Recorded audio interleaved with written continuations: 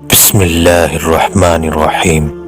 رسول اللہ صلی اللہ علیہ وآلہ وسلم نے فرمایا، مجھے تم لوگوں کے بارے میں جس چیز کا سب سے زیادہ ڈر ہے وہ دنیا کا بناؤ سنگھار ہے جو تم پر کھول دیا جائے گا۔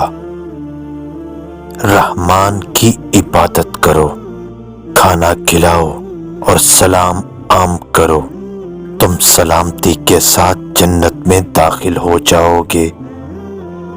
اللہ تعالیٰ کے ذکر کے سوا زیادہ گفتگو نہ کرو، کیونکہ اللہ تعالیٰ کے ذکر کے بغیر کلام کرنا دل کی سختی کا باعث ہے، اور سخت دل آدمی اللہ تعالیٰ سے بہت دور ہوتا ہے۔